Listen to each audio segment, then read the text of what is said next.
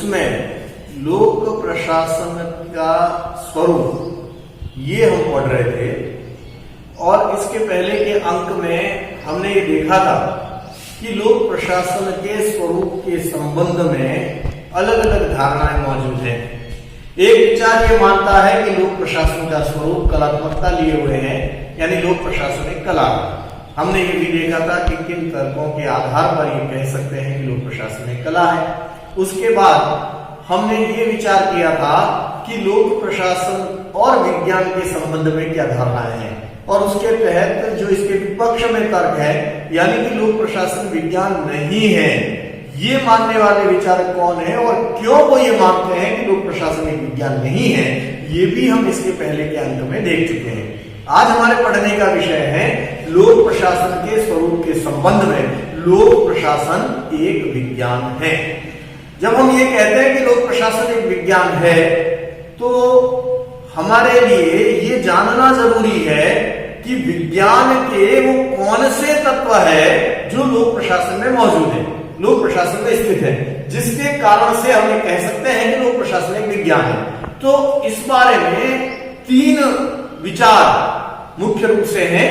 हम एक एक करके विचारों को देखेंगे। एक विचार ये है कि लोक प्रशासन में वो समस्त आधार सामग्री मौजूद है, उपस्थित है, जिसके आधार पर हम किसी विषय को विज्ञान कहते हैं। और इस धारणा के समर्थक ये मानते हैं कि लोक प्रशासन भले ही आज सुविकसित विज्ञान ना हो, आने वाले समय में वह एक स्थापित विज्ञान की संज्ञा ले पाएगा, ऐसा वो मानते हैं। यानी कालांतर में लोक प्रशासन विज्ञान बन जाएगा, पर अभी भी लोक प्रशासन में वो सारे तत्व मौजूद हैं, वो सारी आधार सामग्री मौजूद है, जिसके आधार पर हम लोक प्रशासन को विज्ञान कह सकते हैं। एक विचार लोक प्रशासन को विज्ञान मानने वालों का ये है। दूसरा विचार ये है कि नहीं, आज की तारीख में भी, वर्तमान समय में भी लोक प्रशासन एक विज्ञान है। वो सारे तत्व जो एक विज्ञान में होने चाहिए वो लोक प्रशासन में है, यानी विषय क्षेत्र की निश्चितता लोक प्रशासन में है। लोक प्रशासन में सामान्य सिद्धांतों का निरूपण हो पाया है। लोक प्रशासन में शोध और सिद्धांत का घनिष्ठ संबंध होता है। लोक प्रशासन में कार्य और कारण का संबंध स्थापित किया जा सकता है। लोक प्रशासन में पूर्वानुमान लगाए जा सकते हैं, भविष्यवाणी की क्षमता लोक प्रशासन में है। और लोक प्रशासन में पर्यवेक्षण और परीक्षण भी किए जा सकते हैं। ये ठीक है कि वैसी प्रयोगशालाएं लोक प्रशासन में नहीं है, जैसी प्रयोगशालाएं प्राकृतिक विज्ञानों में होती हैं, किंतु संपूर्ण जगत, संपूर्ण दुनिया लोक प्रशासन की प्रयोगशाला है। समय समय पर प्रशासन में किए जाने वाले प्रयोग या जो पायलट प्रोजेक्ट हम शुरू करते हैं, वो लोक प्रशासन के प्रयोगों के अंतर्गत ही आते हैं। तो इस प्रकार से विद्वान ये कहते हैं कि लोक प्रशासन में वो सारे तत्व वर्तमान समय में भी हैं, जिनके आधार पर हम किसी विषय को विज्ञान कहते हैं, और इसलिए लोक प्रशासन कालांतर में विज्ञान बनेगा, ऐसा ही नहीं है। लोक प्रशासन आज भी विज्ञान है, ऐसा एक धारणा मानती है। और तीसरी धारणा ये कहती है कि लोक प्रशासन में निश्चितता है, यथार्थता है, और इसलिए लोक प्रशासन विज्ञान है।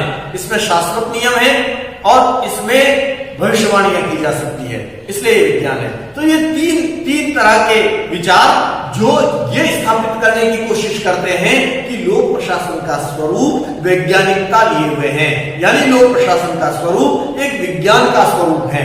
देखिएगा, इसे जो मैंने 3 बातें अभी आपको बताई, पहली, लोक प्रशासन में विज्ञान की आधार सामग्री मौजूद है।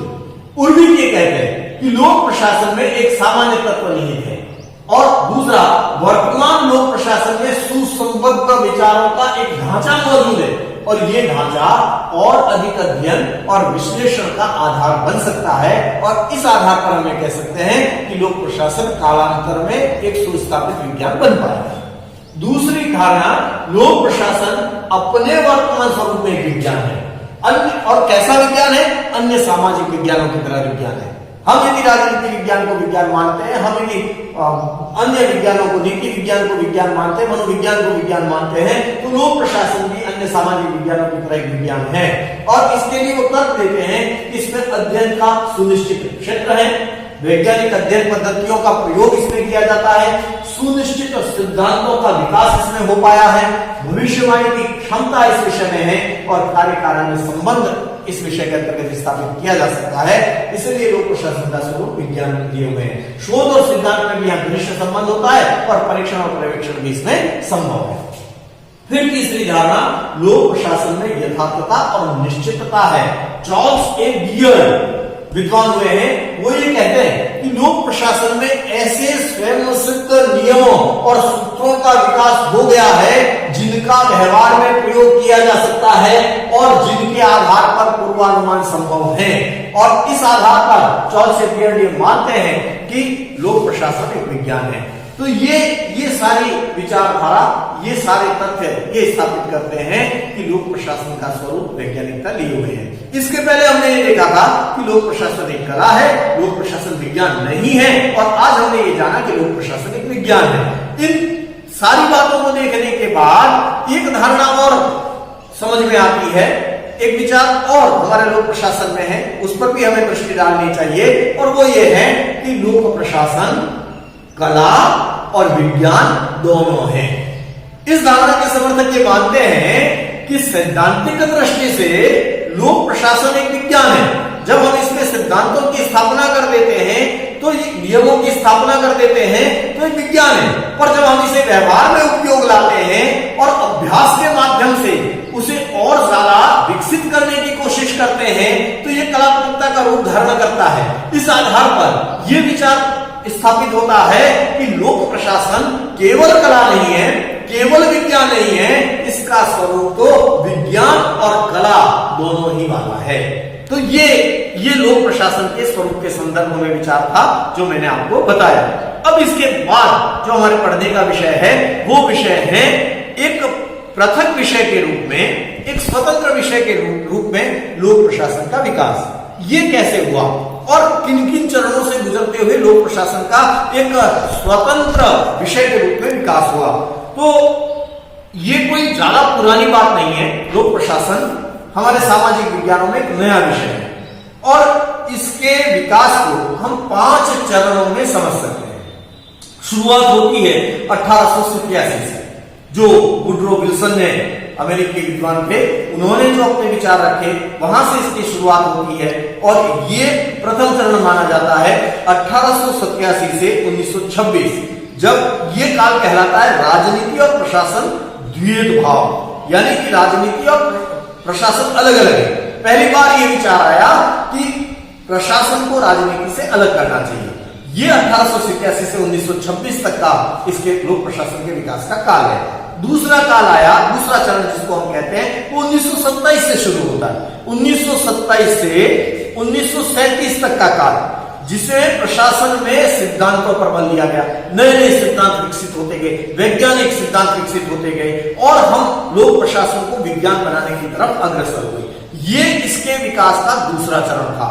और तीसरा चरण 1938 से 1946 तक का समय है। इसमें प्रशासनिक सिद्धांतों को चुनौती दी जाने लगी, यानी यह विकसित हुआ कि प्रशासन में या प्रबंधन में मानवीय भावनाओं का भी सम्मान करना जरूरी है। यानी केवल वैज्ञानिकता के आधार पर उत्पादकता में वृद्धि नहीं होती, बल्कि मानवीय दशाओं और मानवीय मनोविज्ञान को जान करके भी उसमें वृद्धि की जा सकती है। ये जो अगला काल था, इसके अंतर्गत जो प्रशासन के सिद्धांत थे उन्हें चुनौती दी। फिर इसके बाद चौथा चरण आया 1947 से 1970 तक का समय, जिसमें अंत अनुशासनात्मक अध्ययन पर बल दिया गया, यानी लोक प्रशासन का अन्य समाज विज्ञानों के संदर्भ में अध्ययन किए जाने पर बल दिया गया। और पांचवा चरण जो इसके विषय के स्वतंत्र विषय के रूप में विकास का चरण है, वो 1971 से आज तक का समय है, जिसमें कि नवीन लोक प्रशासन और नवीन लोक प्रबंधन का विकास हुआ और उसके परिप्रेक्ष्य में हम अध्ययन करते हैं।